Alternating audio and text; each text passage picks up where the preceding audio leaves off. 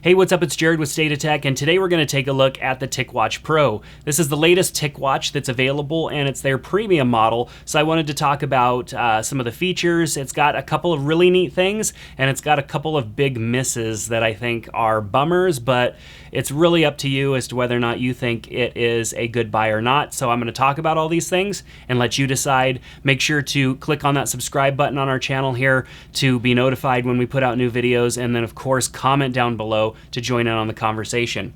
So I've got links to this watch in the description, including a couple of different bands that I chose for it so that I can change those out. Make sure to click on those links. It helps support our channel here. So the packaging is really nice on the watch, but what's really cool is the watch itself. So here's the watch on my wrist, and it's a pretty good size watch. And I have a pretty decent sized wrist, and so I like a watch that fills it up.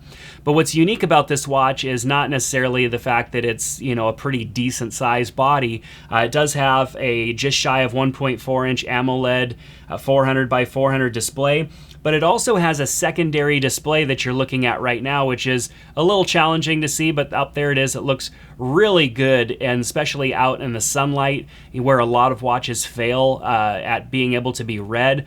This display, which they're calling the Essential display, is another layer of a display over the top that has a transparency, and when it shuts off, so when I rotate the watch and the rest of the watch comes on, that goes away and you can see right through it. And then when the watch goes into Essential mode again, you're able to see that overlay display. And what that does is it saves your battery life big time. This watch in and of itself can get more than 2 days of use in full mode without having to shut anything down. But it also has what's called Essential mode, which shuts down a lot of the basic, you know, Wear OS or Android features and gives you this Essential overlay display that we're looking at right now. And you can get up to 30 days of battery life on that, which is actually pretty fantastic. So with that said, I mean, these smartwatches, they aren't the latest technology. You know, you're not getting bleeding edge technology in this watch. You aren't really getting that in any of the watches that are out there right now. But what you're getting is good optimized equipment for battery life. So the hardware is really well thought out and put together in this watch.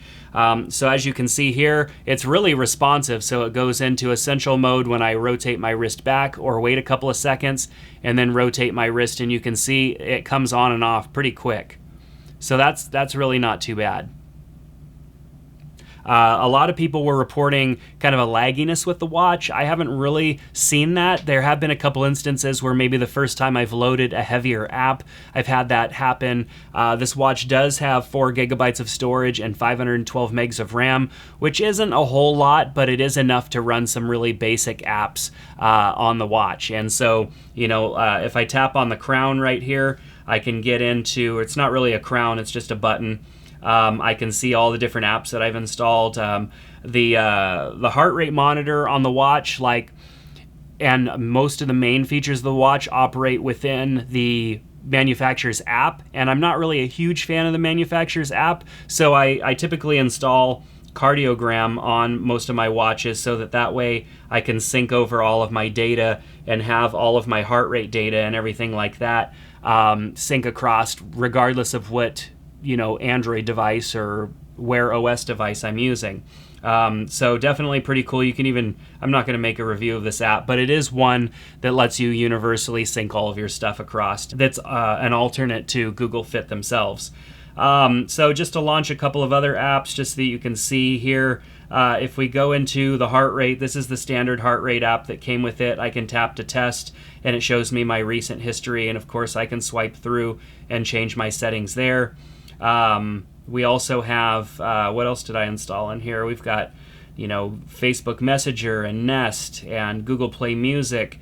What's really cool about this watch is that it has a speaker built into it, and it's actually a pretty loud speaker, so you can listen to music right from it. You can answer calls and all that good stuff. Of course, being that it's Wear OS, you have your Google Assistant and everything so that you can do all the typical things, responding to text messages, asking it questions and whatnot. All that stuff is you know, boilerplate. You would expect that from an Android Wear device these days. So this watch is pretty responsive. I really have no complaints as far as that goes. It comes preloaded with some different watch faces for you to choose from, and then of course you can add in a multitude of watch faces. All the watch faces that come with it have the TicWatch branding on it, and they're not really too bad. They're nice looking watch faces. They're pretty minimal, so if you want something more custom, you'll definitely have to download an app and customize the watch faces to your liking. When the essential screen is on, so when we're in essential mode here, let me get it in there and not rotate my wrist. You get the time, you get the date, your steps, and then the battery life on the watch. So it is really just the essential stuff that you're going to need to know in order to keep your watch from dying, or just the basic information. That's why they call it essential. But it's not going to do a whole lot more, like check your heart rate if you put the watch in essential mode. The mode that the watch is in right now is not essential mode. It simply just goes into that mode for the screen only. So let's talk about the watch itself. It does, like I said, have a little bit bigger of a body. I like that. I like a watch that's a little beefy. I think as a pro version, you definitely would want that. The watch band is like a leather feel on the outer side, and on the inner side it has a sport feel, kind of with these little cutouts in here to help it breathe. The only problem is that these really catch your skin. Not skin as far as they're not pinching you or anything like that, but they get kind of gross, and so it's just typical wear. Our skin sheds a little bit slowly throughout the day, and this definitely does a good job of scraping that up and keeping it for you for later. So I highly recommend having a dedicated toothbrush or something like that for this watch band, so you can just get in there and clean that out from time to time. The back of the watch is fairly large. I wish that it being this large, maybe it was had a little bit of a concave to it, a little bit of an angle for more comfort fit.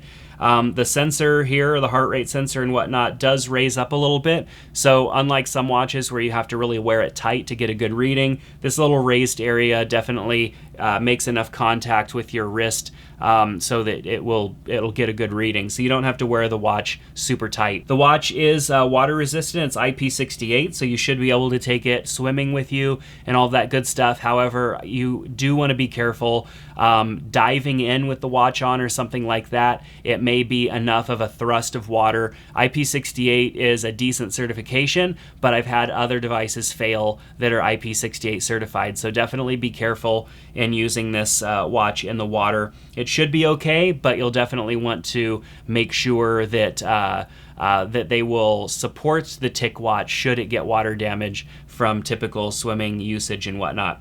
You can easily replace the band just by pressing the little lever here and snapping the band off and replacing it with your favorite watch band, maybe a metal one, something a little bit different that's more your style. They make it really easy for that to change.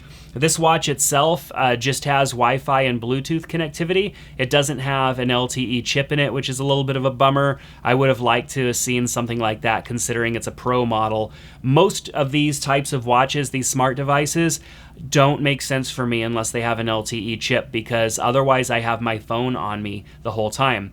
If the watch can't really operate on its own without the phone being within a reasonable distance to the watch, then it really doesn't serve as much of a purpose for me as it would.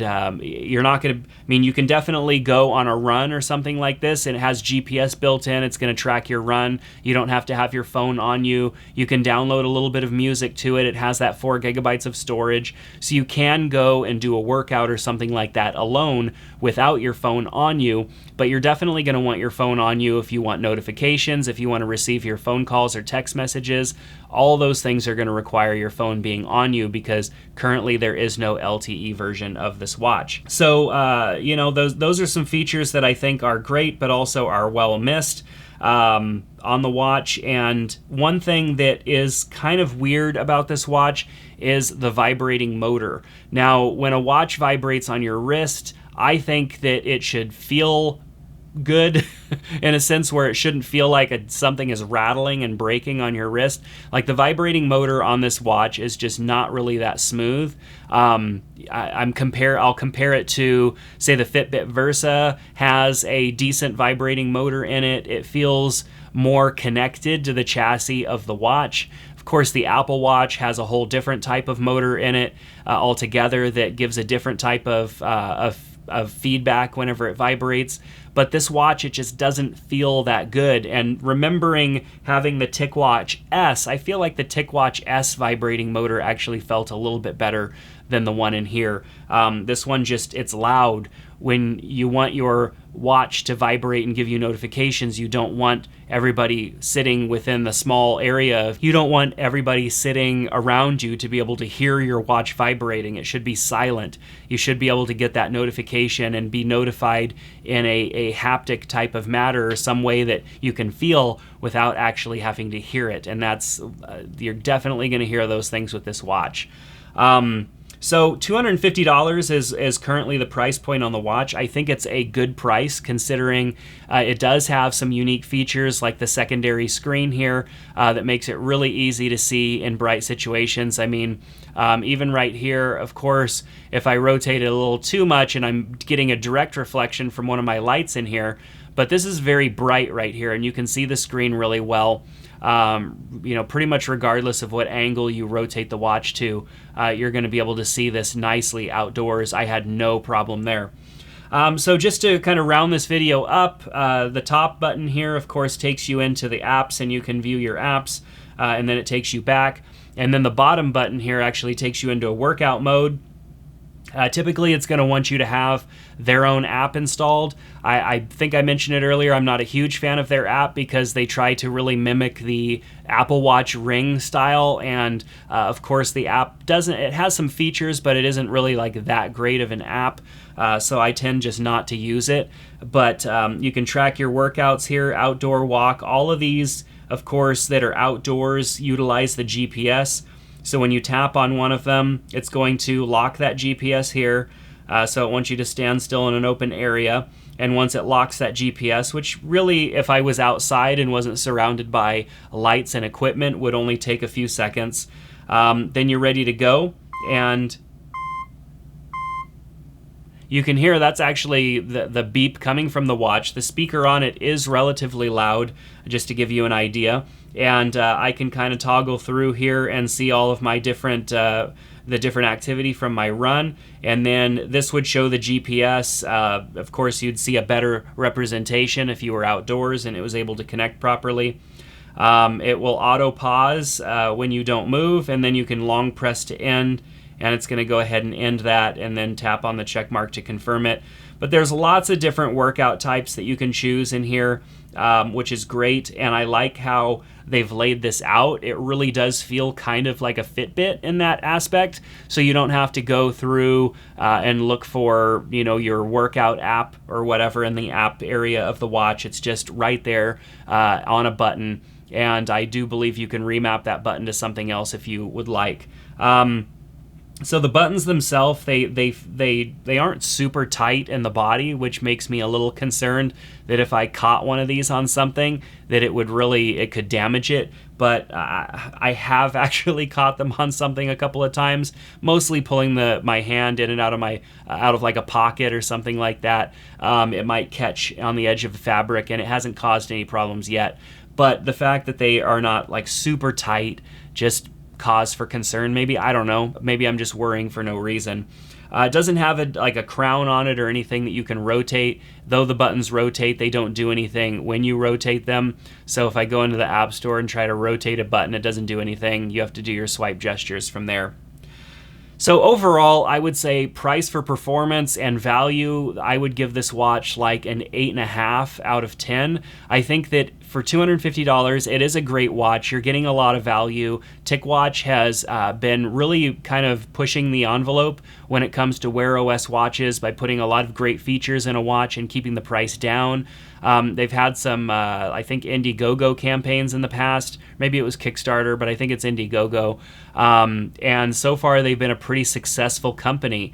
Like I said in the beginning of this video, you can get these watches on Amazon. I'm sure you can get them other places at this point, but on Amazon, they come very fast. Amazon Prime. I've got links down in the description below for you, including a couple of watch bands and stuff like that. Overall, it's a great watch. I mean, there's really no complaints that I have other than the vibrating motor Sure, it could be a little bit more comfortable, and yes, I wish that there was an LTE chip, but I would expect to pay a good $50 to $100 more for a watch that had an LTE chip. I mean, compare it to the Samsung watches or some of the LG watches of the past. You're going to pay $350 for a watch that has an LTE chip in it, and even $300 for the watch, whereas this one's $250, and it has some unique things to it that I think make it stand out.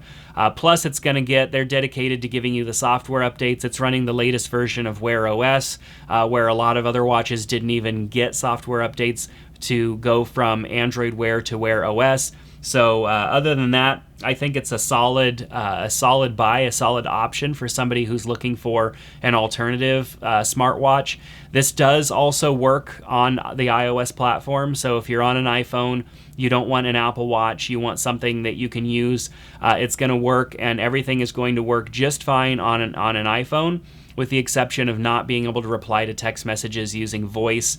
That's a limitation, of course, because Apple locks down their messaging platform. Hopefully one day that will change. So if you have any thoughts, any questions, ask them in the comment section below. I'll do my best to answer them. I do think that this is an excellent smartwatch for the price, though it does lack and have a couple of things that I wish that it did have. You really can't complain at $250 for a pro level watch. And make sure to check out their other versions, the TicWatch S, which is a fantastic watch for the money, sub $200 price point. Excellent watch. I did a review on it as well.